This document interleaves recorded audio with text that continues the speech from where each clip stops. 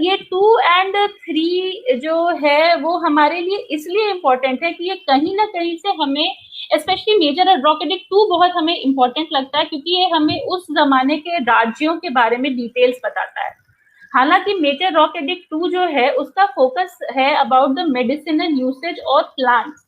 मतलब ये इन इन rock addicts में अशोक बता रहे हैं या देवप्रिय प्रियदर्शी बता रहे हैं कि उन्होंने जगह जगह पे मेडिसिनल हर्ब्स, मेडिसिनल प्लांट्स, ये सारे को का रोपारण किया था, उन्होंने रोपा था, ताकि कभी भी कहीं पर भी किसी तरह की जड़ी बूटी या मेडिसिनल हर्ब्स की किसी को कमी ना हो।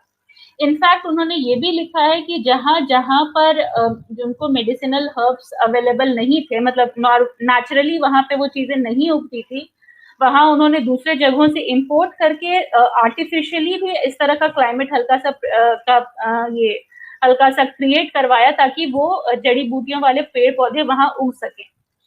तो काम तो खैर ये रॉक एडिक्ट तो इस वजह से का रीजन तो ये था, लेकिन हमारे लिए फ्रॉम अ हिस्ट्री पर्सपेक्टिव ये बहुत इंपॉर्टेंट इसलिए हो जाता है because it tells us about the kingdoms of near by, क्योंकि यहाँ पर अशोक बता रहे थे कि उन्होंने कहाँ कहाँ पे किस किस राज्यों के साथ, किस किस लोगों के साथ मिलकर ये काम किया है। इसी से हमें पता चलता है कि which were the major kingdoms या major dynasties of that time. तो यहाँ पर हमें पता चलता है the major dynasties of south were Chodas. अब ये चोडा, यहाँ पे चोडा लिखा है आपके अशोकन इंस्क्रिप्शंस में। मोस्ट प्रोबेबली ये चोड़ डायनेस्टी वही है जिसे हम चोलाज के नाम से इंग्लिश में कहते हैं और तमिल में लोग उसे चोड़ कहते हैं। ये एक डायनेस्टी है मोस्ट प्रोबेबली। दूसरी है सतीपुत्र डायनेस्टी।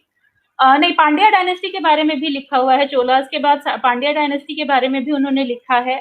तीसरा है सतीपुत्र डायनेस्टी, और हालांकि हमें सतीपुत्र डायनेस्टी के बारे में बहुत डिटेल अभी नहीं पता है, लेकिन probably these were the ancestors of the Satyavahanas, जो कि 1-2 सेंचुरी बाद हमें मिलने लगते हैं। फिर चौथा है केरल पुत्र डायनेस्टी। ये चारों डायनेस्टी के बारे में साउथ में इन्होंने बताया है, बिकॉज आप सब जानते हैं कि अशोक की जो रूलिंग्स थी वो नॉर्थ इंडिया में ही थी। डीप साउथ में उन्होंने अपनी रूलिंग्स नहीं स्टार्ट की थी। तो साउथ में ये 4 अलग अलग डायनेस्टी की उन्होंने बात की। इसके अलावा यवन किंग, जो कि नेबरहुड के यवन किंग का नाम इन्होंने बताया है कि उस यवन किंग के साथ मिलके उस एरिया में उन्होंने अलग अलग मेडिसिनल प्लांट्स का उनको लगवाया था। And the name of this यवन किंग वाज अंत्योक। तो ये भी एक इम्पॉर्टेंट बात है कि हमें ये पता चलता है विथ डेट कि at the time of Ashoka जो भी ग्रीको बैक्ट्रियन किंग जो नियर बाय रूल कर रहे थे उनका नाम क्या था। तो हिस्ट्री पर्सपेक्टिव से रॉक एडिक्ट 3 बहुत ही इम्पोर्टेंट रॉक माना जाता है।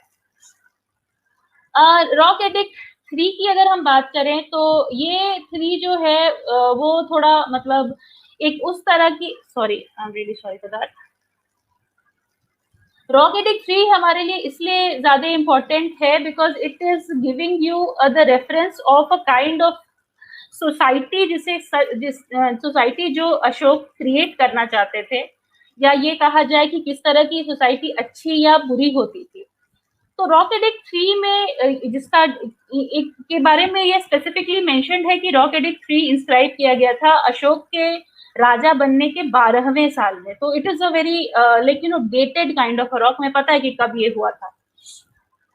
अब ये इंस्क्रिप्शन और इस इंस्क्रिप्शन में बताया गया है कि जो 3 के अलग अलग तरीके के ये अलग अलग तरीके के राज्य के लोग होते थे, युक्त, राजयुक्त और परदेशिका।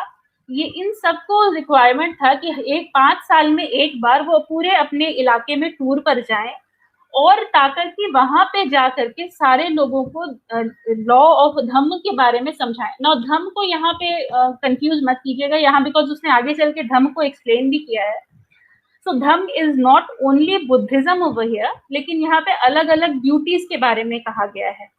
अब ये कहते हैं कि ये लोग जब जाएंगे अलग अलग जगहों पे तो वहां जाकर के उन लोगों को obedience to father and mother समझाना चाहिए, अपने दोस्तों को, अक्वेंटेंस को, रिलेटिव्स को, और खास करके ब्राह्मण और शर्मनों को डोनेशन देना चाहिए, ये एक एक्सीलेंट थिंग है, ये बताया जाए, मतलब उन लोगों को ये थॉट कि इन लोगों के लिए डोनेशंस देना एक बहुत ही अच्छी चीज है। ये थॉट प्रोपोगेट करना इन सारे जो राज्य के लोग हैं उनका काम बनता है।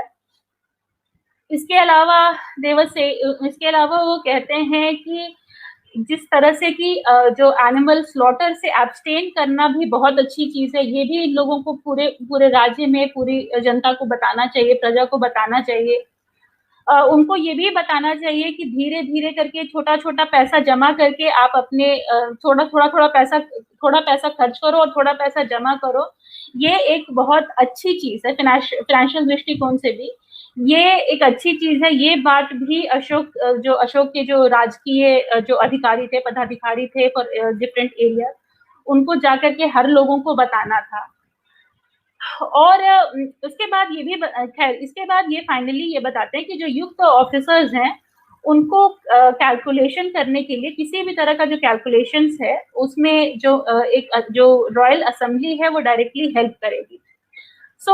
ये मेजर रॉक एडिक्ट 3 एक्चुअली एक बहुत ही इम्पोर्टेंट बात जो मेजर रॉक एडिक्ट 3 पे सबको नजर आनी चाहिए इज दैट कि although Ashoka was had converted to Buddhism, लेकिन फिर भी उनके हिसाब से अभी भी ब्राह्मणों को दान देना या ब्राह्मणों के लिए चैरिटी करना अभी भी बहुत ही इम्पोर्टेंट बात था। Obviously he has also mention shramans कि ब्राह्मण और शर्मन दोनों को दिया जाए, शर्मन दोनों को दान किया जाए। लेकिन दिस समहाउ आई थिंक, जो कि कई लोग कहते हैं, कई लोगों का, हिस्टोरियंस का कहना है कि this shows the importance of Brahmanical society, कि even a king which is no longer into the Brahmanical panth, you can say Brahmanical fold of religious thoughts, वो भी ब्राह्मणों को दान दक्षिणा देने को बहुत ही एक्सीलेंट चीज कह रहा है और ये उसके लिए ऑफिसर्स भी नियुक्त करवा रहा है। बाकी की जो चीजें हैं about obedience to parents, about abstaining to, वो एक बहुत ही मतलब इंडियन कॉन्सेप्ट है, ये तो पुरानी बात है। Then about abstention to slaughter of animals, वो तो मुझे लगता है कि ऑब्वियसली धीरे धीरे अशोक जो कन्वर्ट हो रहे थे इस बुद्धिज्म पे, तो ये उसकी क्लैरिटी मिलती है। एंड F5 प्रेस करें। ओके, एक मिनट, आप